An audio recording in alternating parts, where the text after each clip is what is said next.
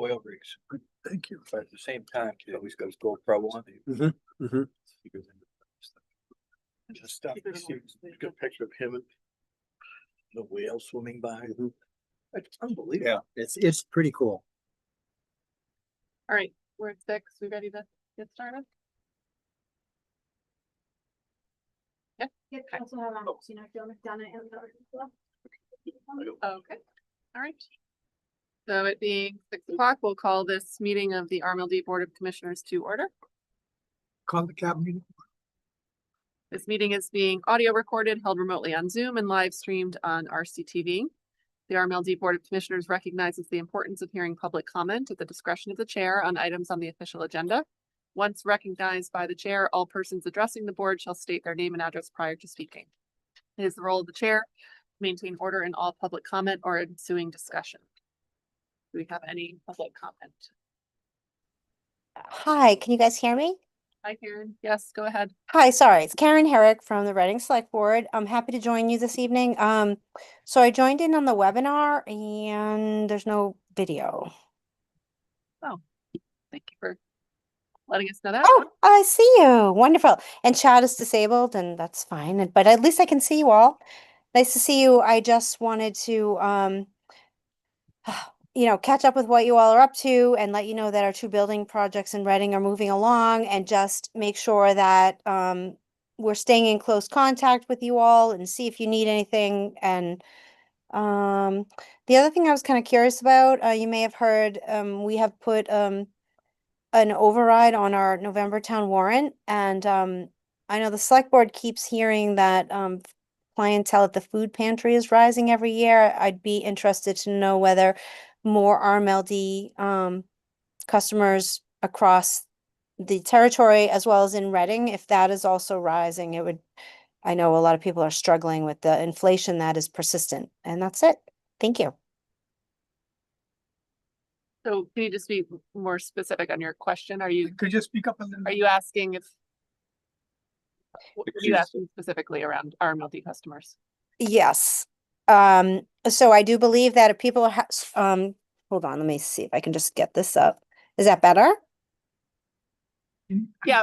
1 second. We're going to turn the volume up in the room. Okay. But go ahead. Thank you. Oh, yeah. No, I was just curious if you guys are tracking how many customers in the RMLD territory are sort of applying for financial assistance.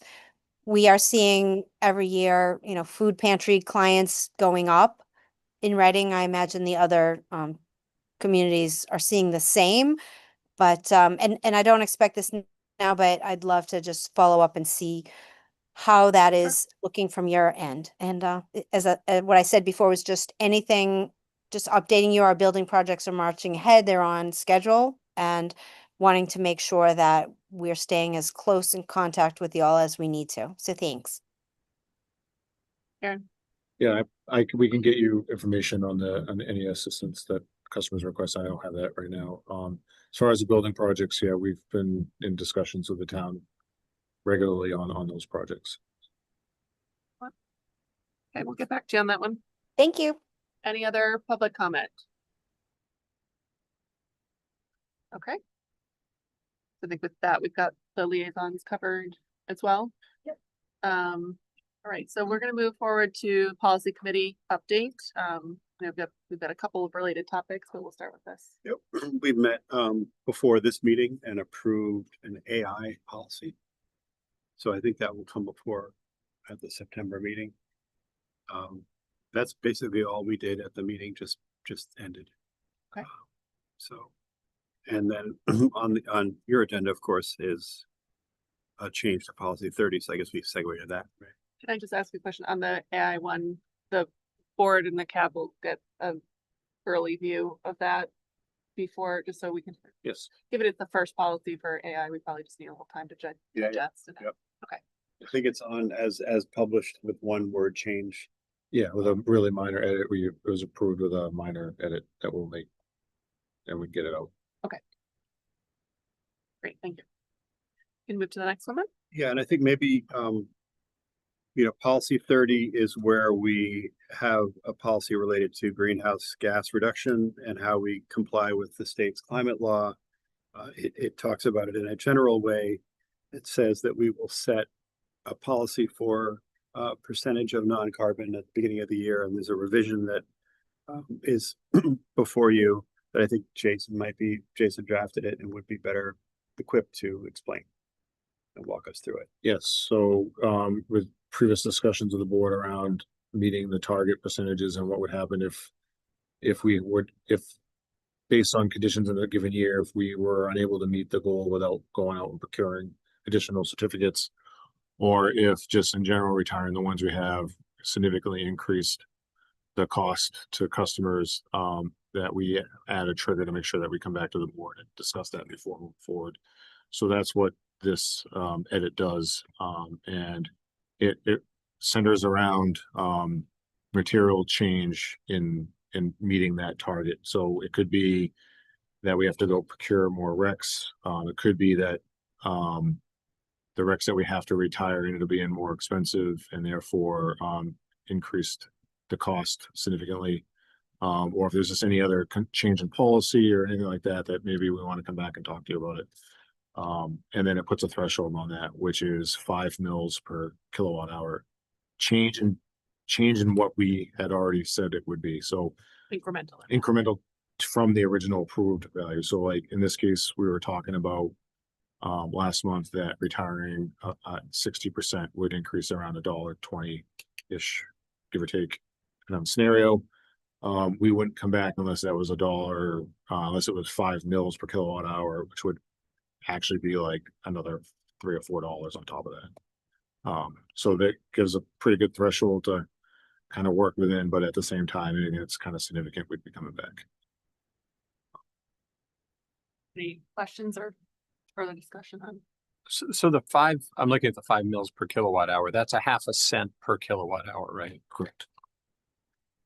And on an average bill, you said that would total like $4 or $5 in a Yeah, month. it's like I did it like a month ago, but I want to say it was No, like that's all right. three something. So it's 750 times 0.00. Which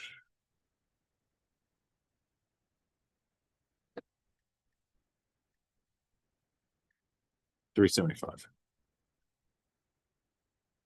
And what's the baseline against which that incremental, just what's that piece again? So at 55%, it increases to $1.20. So right now we're 55%, so we're agreeing to that. And then when we talked about an option of going to 60%, we said it was going to increase around, say, $1.20. It was like between $1 and I think initially it was between like 20 cents and $1. Now it's like between like $1 and $1.70. But say it was $1.20. And then we went to go and we said we're going to do 60%, and we went to go do it. And in order to retire RECs, it wasn't going to be $1.20. It ended up being $3.75 plus the $1.20. Then we'd want to come back. So if it doesn't do that, we're going to go to 60 Yes. as of the end of this year. No. Well, that's an example. No. Yes. This is in a scenario where we approved 60. Okay. Yeah. This is what happens if to achieve 60, it It's is more than- materially different than what we had assumed when we approved 60. Yeah. The baseline is what we had approved. Okay. The one thing when we have that discussion, the 0.005, we have a distribution charge, we have a delivery charge. I just think we need to make it very clear that they're distinct, right? But it says rate impact, so it would be the overall rate, right? Right. So in this case, certificates sold or retired affect our fuel charge. So it's really So that's it's really around the energy. fuel charge. Yeah. Yeah. But this is a But I oh, just wanted, sorry. but when you say fuel, that there's a transmission that, It's not the purchase power and capacity and Yes. transmission. It's So- not the distribution charge. It's specifically around the fuel charge. so it's just in the event, we're just talking about half of the typical bill, right? So half of our bill we pay is, a transmission charge, right? Yeah, that wouldn't be included in this. It's literally Right. just the fuel component. Right, I just, The impact of buying or not buying. Correct. correct. So when we say this number, if we go up and fuel costs go up, again, I just want to make it, when we're talking about bills, typical, we retire more, and if a bill goes up and fuel costs go up, we're impacting that, but on the other half of the bill that we don't control, there's an increase there as well. So, even though we might say it's a dollar or $2 or $5, if we can't control that other component of that bill might go up $10, depending on what's going on. So. Or it may go down. Right. Yeah, But we're, it's we're, not I don't think it's going down, this- but It's Yeah. not part of this. right, we're specifically looking at the change in just, yeah, fuel rate. yes, and I just wanted, that's why I'm bringing it up. Just want to make it clear. It's one component of your bill. It's not, a It's one of- $3 impact. It could, there could be other factors going on during a billing cycle that impact that total value. This is a controllable component. So I This think is- we're this just is saying our this is a control. controllable somewhat element. controllable, yeah, because it depends on contracts and how much we're hedged and not hedged and what we have to buy on the open market. So it's semi-controllable.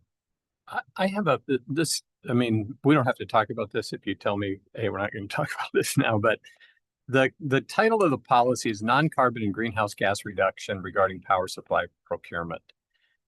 Has RMLD ever considered, I know we have these state targets for 2030, which we've already achieved, and then 2040, which is like 15 years from now or 14 years from now. And so that's fine, and we're in compliance, at those particular dates. Have we ever explored incremental movement along I guess you're saying, yes, we have. Yes, for our previous policy, and you guys were around, you two before me on this, was I think an incremental 3% per year, kind of regardless of the financial impact. And then a couple of years ago, we said, what would it cost if we did a slightly different analysis where we said, like, Okay. what's the most that we can do with a reasonable or minimal impact to customer bills? And that's where we moved from, I think it was 29 at the time, to 55, and it cost 70 cents. So do we have So- any incremental benchmarks then between now and 2040 to Not in the policy achieve some anymore. kind of target? We don't anymore, not in the policy. Okay. Doesn't mean we can't talk about that. Right. In our plan. I mean, But the I guess, policy just simply doesn't set forward as set yeah, progression. The thinking was the policy was a little too strict because it was not considering perhaps there are some situations where it's beneficial for us to move faster and other situations where maybe we want to hold back. And it was just a straight 3% every year. yeah, okay. So I'll just bring this full circle just to say that in our mission statement, it says increasingly non-carbon. So I don't know if that necessarily has to impact or be applied right here, but I guess, just a question for the possibility of thinking about that, if not every year, maybe in 5-year increments, rather than big chunks of 10-year or something like that, just so that we can kind of maintain that increasingly vocabulary. Because that would mean another 3% between 2030 and 2040, roughly, a little less, right? Yeah, because it's Or 2%. 25%, so yeah, 2%, give or take. I mean, 2.5%. we certainly could put that in and we got future board or else could always change it, right? And the other thing though, is we also do have a cadence where we've already agreed that every year we review what we want our objective to be. Correct. So we're not saying that we're not looking at it in this policy. We're just saying we are requiring a fixed rate change. So, meaning a fixed percentage. correct. Right. Sorry, yeah, better. Fixed percentage. change. Yeah, so in other words, we sort of switched out the fixed percentage for an annual review Yes, and assessment each year by the board. yes, well said. And then I think the other part of that is when do we have that review based on the data that comes in and is available to us? And I think, I can't remember when we want that to happen, but we kind of set a goal first, and then if that goal is achievable, then we follow through on that. If it's not achievable, this is a chance to be informed of that and or has that's not achievable, but has a significant cost impact. Yeah. Then we have a chance to look at it, deciding whether we want to incur that cost for the benefit of having increasingly carbon footprint or not.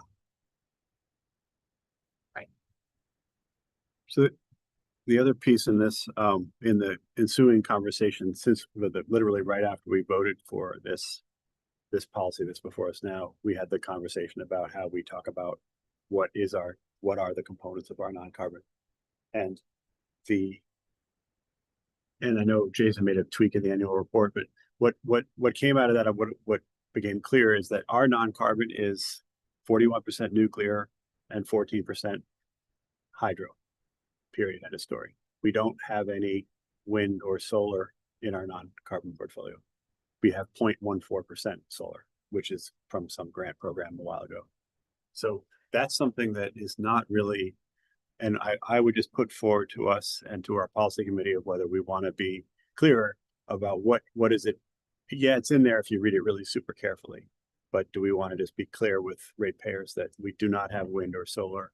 So I think that is a topic Not- later on our agenda for us to review what the changes are in the annual For sure, report yeah. to make sure that I think, are you proposing that we further change this policy? to Um, include something? it- 'Cause then it we may have to be- take this off the agenda and take it back to policy. It's something to think about because it came up right after we voted on this, that we don't really address that in the policy of telling ratepayers what are the it's very clearly what are the non-carbon percentages that we are using.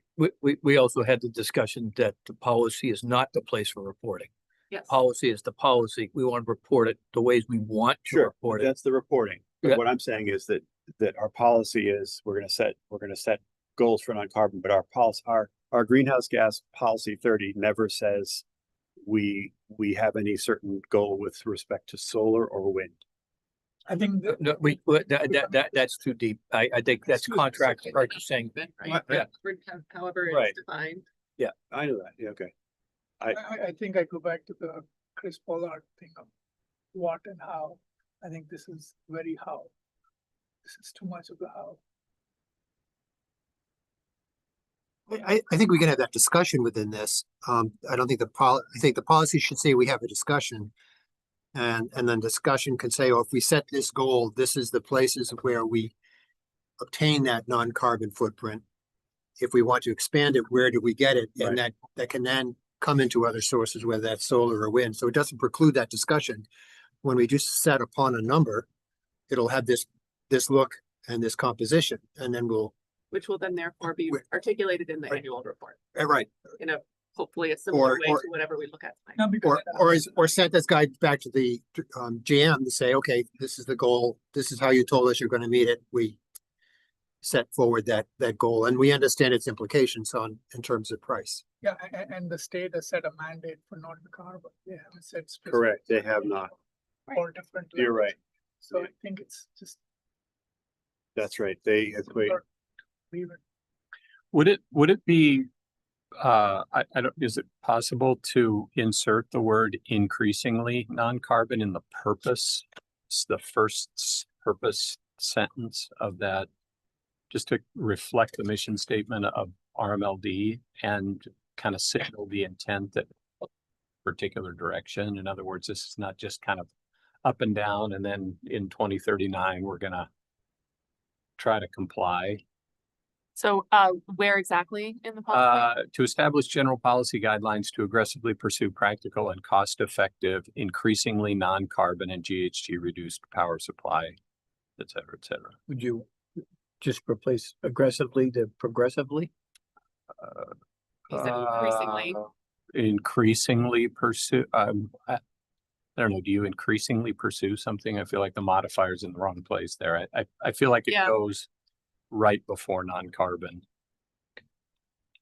I mean, I don't, this is not something I feel super strongly about. I feel like in a policy that's talking about the way that we manage our carbon, we ought to reflect the prior commitment of the utility and just sort of take this intended approach, whether or not we incrementally move in that direction or not based on costs per year.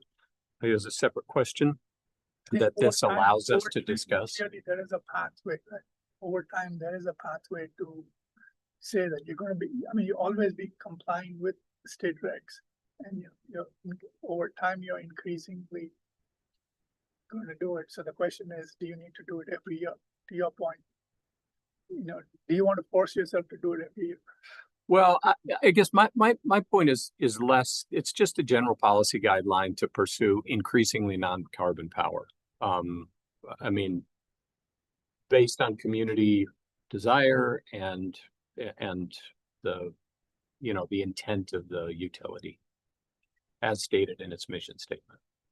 Hard to disagree with that. To me, anyway. I mean, do you want to make that amendment? Sure, I'll make that amendment, or I want to suggest that amendment. I'm not sure. You could just say aggressively and increasingly. Are we taking it as a friendly amendment or do we want to vote on the amendment? Friendly. Friendly? Friendly meeting. Friendly. I'm Okay. okay with So it. let's just add that as a friendly amendment. And then we can vote when we're ready on that, including increasingly. So we're just adding increasingly before non-carbon under purpose. Yes. Correct. Any other discussion on the policy changes? Thank you to the policy committee and to Jason and team for the modifications. Anybody want to read the motion?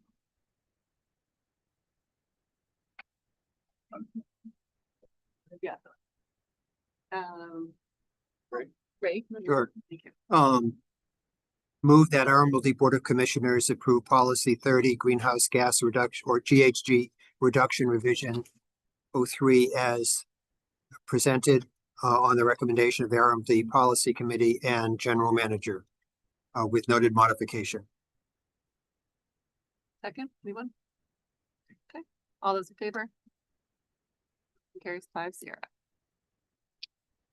Yeah. Moving to procurement request. Okay.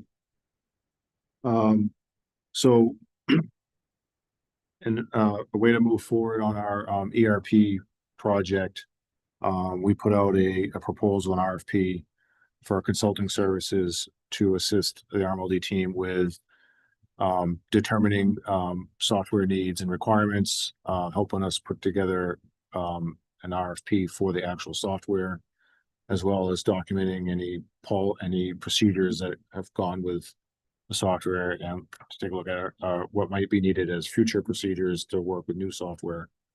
Help us work through that proposal, evaluate and the selection criteria, evaluate any vendors that bid, and then help us select a vendor. And then once that's done, move into the implementation phase and help project manage and lead the RMLD through the implementation phase to make sure that we test and build out everything that we said we were going to in the proposal, as well as the contract negotiations and all the way through closeout. So we went through an RFP process. As the letter states, the proposal was sent to 32 companies.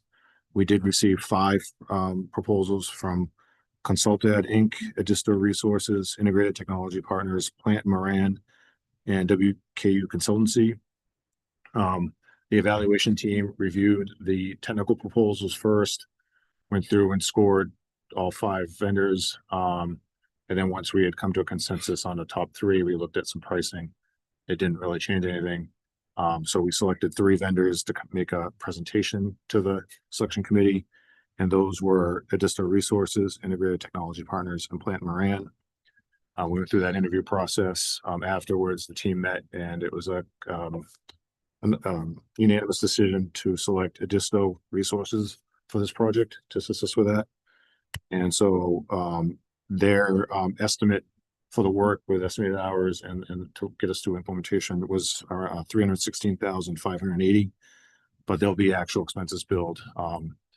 And there was some estimating on the implementation phase, because that's going to depend on whichever software vendors we select the process. But so I'm looking for approval to award that bid to them. Just note that in the 2026 calendar year capital budget, we had set aside $400,000 to work towards the ERP. So it's within the budget. I will state that some of these services are actually operating budget and not all capital. So the operating budget, I don't believe had much in the way of, for the ERP, it was assumed to be capital. But overall, we're not going to be spending some capital, but we're going to do a little bit of operating, because to get the RFP going, it's considered operating. And then once we're in implementation, we're in capital. But just to give you a breakdown, so overall, from budget perspective, I don't think it really matters, because we had $400,000 set aside. Any questions? There's a couple. Where is Edisto based? Texas. So the actual expense is gonna include, There is estimated travel in there's a max.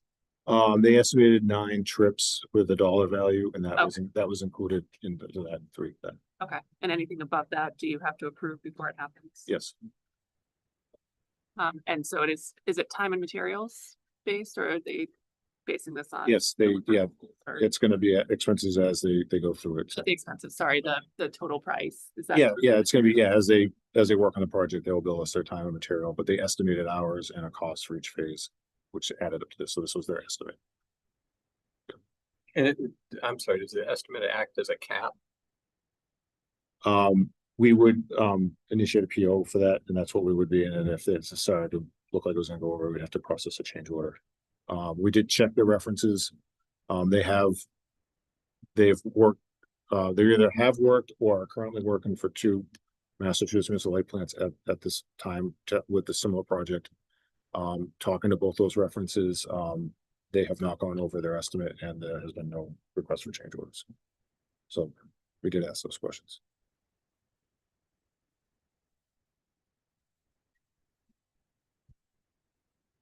Any other questions? Okay, ready for the vote? Sorry, We need a motion. yes. I'll say move that RP 2016-15 Project Leader Services ERP project be awarded to Edisto Resources for $316,580 on the recommendation of the general manager. The actual expenses will be billed. Second, All those in favor? 5-0. Thank you. Annual report.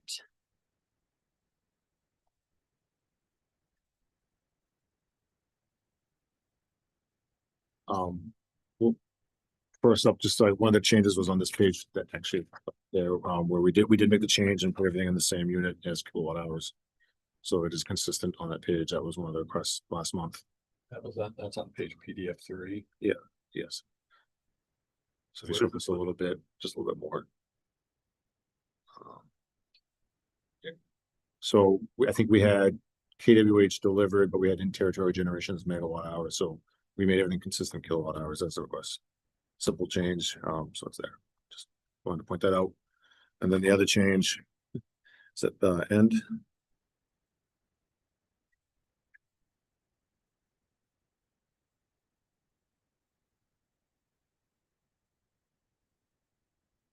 Oh, stop at 21.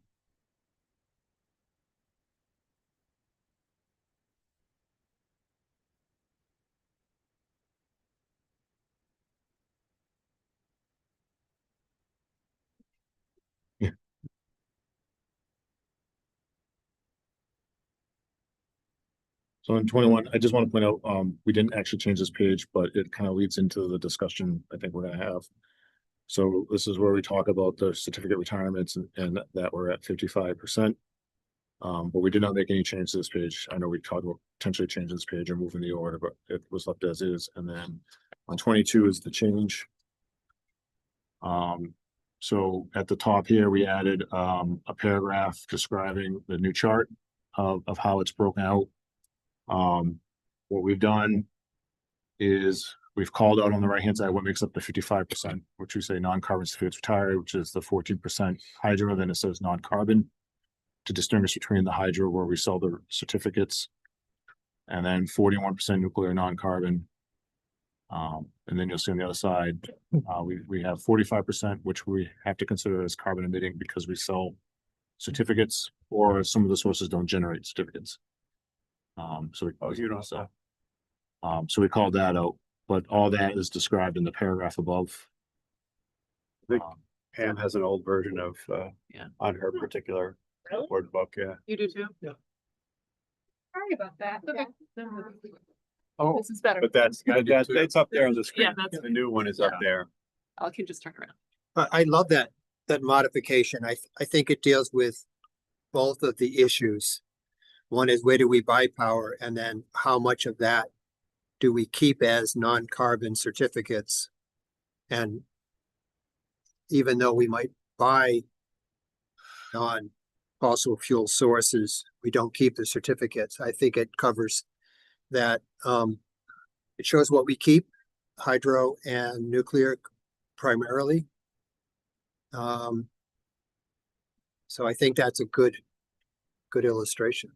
And I really like how it's very clear how much the renewable choice solar piece contributes to. Yeah. 0.1.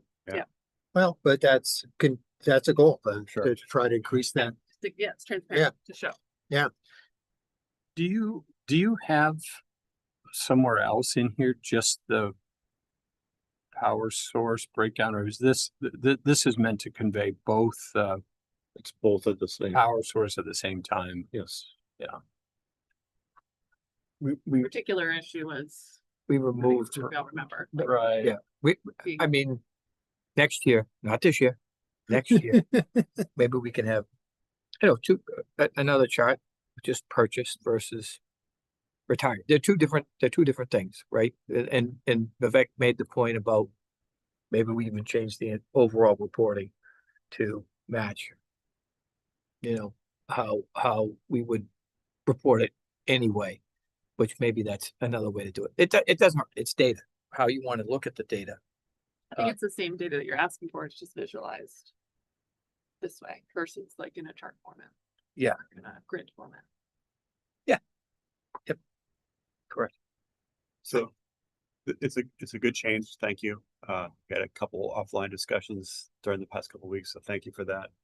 The what I think would be good next year is, I mean, while this is accurately stating what half was sold, it still says 13% hydro and 9.2% wind and 2% solar, when at the same time it says it's carbon emitting because we sold those certificates. So there's actually a sort of a built-in, I know that those are the power contracts, but the hydroness and the windness and the solarness are gone when the Well, not entirely. I don't want to say that entirely, because we also have to say how we're going to meet the future goals of 2040 and 2050. So these are long-term contracts, a lot of them. So we want to spell out that we are positioning ourselves to meet those goals in the future. So even though we can't really claim them as non-carbon at the moment because we sell their certificates, but we do have them in place. So when we get to those portions of You the don't have requirements, to sell. That's an excellent, right. and that's an excellent point. That's an excellent point that those are there. We can decide next year to retire fewer or more or whatever. Right, Right. right. That is, and I think that's a great idea, and that idea could be conveyed in a graphic. And then you could do 2 or 3, and this is doing all of them. And I think that at the end of the day, people who want to know what are the environmental characteristics of my power that I'm buying, I think there's a lot of ratepayers who want to know that, should get a graphic that just says, here's the bottom line. It's 41% nuclear, it's 14% hydro, and it's 45% carbon emitting. And it's just a gray thing because you've sold the RECs. That's the environmental story.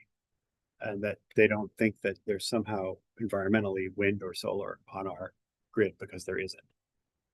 So I agree. I agree with this. I think that there should be a few different, not for this. I think what you guys have We've done done here here, is but totally yeah. fine. Yeah, this is great. But I think that the power source is an important piece of information, where you're getting that, because as you said, it allows you to either sell or not sell those RECs. And so that's a great piece of information. It's also interesting information just from a pricing and a power procurement standpoint. I mean, we get a lot of hydro in the spring and summer. We don't get a lot in the winter. We get solar between certain hours, and that information is important. And so that's a procurement piece. I think that's separate from the renewable sourcing under current legislation or regulation, which the outside dots here show us. So I guess my point is that things we could tell all those stories, separately, rather than needing one kind of diagram to do all the heavy lifting. And I like this paragraph here on page 20. What is a non-carbon certificate? Yeah.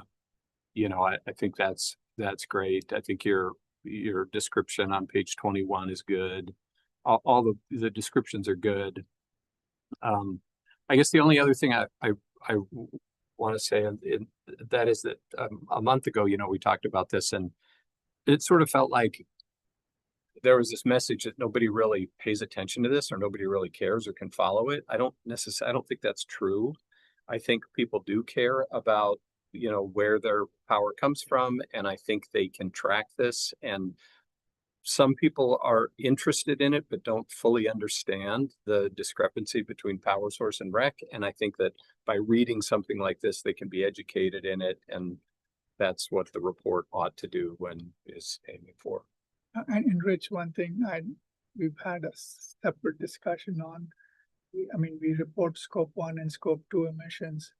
And so looking at the emissions intensity or the emissions factor, which is basically, metric tons of carbon divided by, megawatt hours. So you really get a better comparison of the carbon impact. So if you had to show one carbon impact, and I had a brief conversation with Megan about this. So in terms of the annual report, like one of the bullet numbers, if you want, you could stick in there. This is our emissions factor, okay? And that is something that you can compare and benchmark. Yeah, against across. others. So this is difficult to benchmark, but something like that, if you're really looking for carbon impact, that's a very simple way to compare with others. And I think, that's something maybe is easier to standardize with others. And I could get information on that, and as I to like what is that emission factor. That's a great idea. so just to publish that's that. something that we can do for next year. And so people who care about the carbon impact can see that.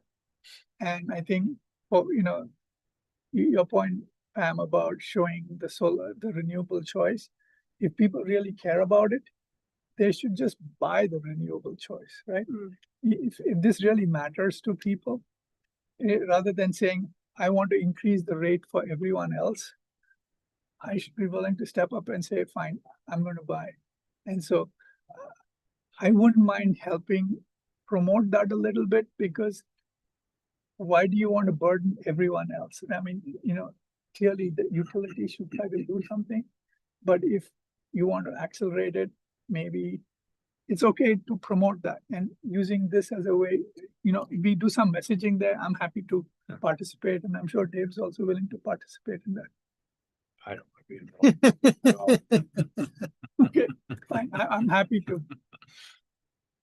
Yeah, all good comments. And I think we all agree this graphic conveys a This is coherent great. message This this is like, year. So whoever Dick came up And- with, this is, And yeah, it's a good graph. I'm sure Megan and It was different than this on Friday, and then you said you had a brainstorm. We were Yeah, talking during about one of our policy a bit. conversation, during one of our conversations, it kind of came to light what I think we're all trying to message, and then worked with Megan and her team, Melissa and Mallory, to update the chart to I think get to that point. And, Yeah. That's what we came up with. So Yeah, that's great. agree. I would love to see the renewable choice factor go up. I would love to see the red dots cover more of the circle. And this shows that we have some options. It's just a cost factor in terms of how much of that pie we eat. that's, And we have policy for that. we have a stopgap policy for sure. What the piece that we've never really talked about is telling ratepayers who bought the RECs that we had once owned and we sold them. And I know it's brokered through E&E, right? yes. How hard would it be? Is this just for a, That why is that relevant to who bought the Rex? But that's business. right, That's- but I mean, Why is that important to anybody? That's Well, someone purchasing a Rec. Dave, I don't think that's well, appropriate. I have an answer to your question. All right, like for wind, for example, I know there's like foundations and benefactor type people who buy RECs just to retire them because they want to spend their money and do that for the greater good of society. And then there's also other municipal light plants. It could be Eversource. It could be some, who knows, could be some refinery down in, Houston that needs to cover its emissions and does it by, I don't know. So I think it does make a difference to be able to tell, well, who did we sell we bought them, ratepayers bought them. Who did the board sell them to? Yeah, but did That's all. that person did in turn sell them again? I mean, did we sell them to a market that was Well, going to I- resell them? I mean, We don't know, we're never gonna know what happened after that. and after that. I just don't think that now when someone does a transaction, it's a private transaction between entities, then it's a private transaction between entities. I don't think it's necessary. We don't report that to any agency. I'm not sure if we do or we do not, but I don't think that's appropriate. It does, Then we should be, showing everybody what every bill that we have, we should be posting who we paid it to. So well, we do that's- sit every the PO and everything, we should publish it all then. Well, it's out there if we want it. People can see all that stuff. People can see who, what we bought bottled water from if they want to. Why shouldn't they, if they want to, which I would like to. Then they can go to the same place. Is it possible for me to ask? or I can ask, I think it is possible, but I can just double Okay. check with Andy. It would just be interesting to find out, And it may be aggregated in a way which we might not know the answer. I mean, the question can be asked, I guess, but if E&E aggregates it and then they sell credits to whoever, we don't know that credit went. We don't know. Yeah. The operative phrase is, we don't know. We just know we sell them. And I think it would be illuminating to know a little bit more about what the fate of them is, because it's covering somebody else's emissions. And because we Yeah. got, That's Covering somebody else's emissions, no matter what, no matter. who they yeah, that's exactly the market. That's why it was created. It was exactly created for that it might- purpose. I understand your point. I think we can find out if, to answer your question, can we find out that information? I think my opinion is, as board, we should be focused on how do we cost effectively increase this number versus the ancillary. How much Sure. work are we creating for somebody for something that's not that detrimental? I guess you think it's a lot of work. I don't know if it's a lot of work. I don't know if it's an email to somebody and just getting an answer back, but I don't know. I think there's gonna be a little bit of work for them to do that, but if they do, I know that even just working through right now, I think they only have one, maybe two people that do the rec for everybody, for all their customers, so it may, even if it's like not like a ton of work, if they're busy doing all the stuff Yeah. for everybody that, No it's rush. incremental, Just but- curious. But if I- nobody else is, then, let's not do it. I'm the only one. Ignore it. But Why don't we I don't think it's a big lift. Question is clear. Yeah. Let's let Jason determine if Okay. it's feasible to answer the question. Any other comments on the changes? We ready to take a vote on the Yeah. annual report? A couple days, we start the next year's report. Motion. Number 6, yeah. Move that the RMLD Citizens Advisory Board recommend that the RMLD Board of Commissioners approve the annual report for calendar year 2025 as presented on the recommendation of the general manager. Second. Thank you. All in favor? Aye. Aye. 3-0. Move that the RMLD Board of Commissioners, on the recommendation of the Citizens Advisory Board, approve the annual report for the calendar year 2025 as presented on the recommendations of the general manager. Second. All those in favor? 5-0, thank you. Meeting minutes. Do you have any discussion on any of the meeting minutes? Just the one, you wanna? So can we get a motion? Move that the RMLD Citizens Advisory Board approve the following 2026 open session meeting minutes as presented on the recommendation of the general manager and the board secretary, July 21. Second. All in favor? Aye. Aye. Move that the RMLD Board of Commissioners approve the following 2026 open session meeting minutes as presented on the recommendation of the general manager, the board secretary, and the Citizen Advisory Board. For July 21st. All in favor? Mhm. Yeah. Okay, any questions or concerns on any of the upcoming meeting schedule? We have it laid out until December, which is great. As well as, thank you for including all the upcoming kind of key RMLD events, community connection opportunities. Any questions or concerns on any of this? The one in October is in Winfield, so I understand Charlie is hosting it, cooking for all of us. Oh, thank you. Potluck? One in October. Potluck, Charlie? You're all gonna bring something? You're We all, cooking is it for all of potluck? us. We all gonna bring something they could supply food. Thank you, Charlie. Okay. Go ahead to adjourn. Okay. Motion to adjourn. Okay. Motion to adjourn. Second. Second. Okay, all in favor? Roll call vote. Charlie Bishop. Charlie Protopapas, aye. Vivek Soni, aye. Thank you. I know, on a roll. Move that the RMLD Board of Commissioners adjourn regular session. Note roll call vote required. Second. Thank you. And then roll call. Swanson, I. Holder, I. Reporter, aye. Talbot, aye.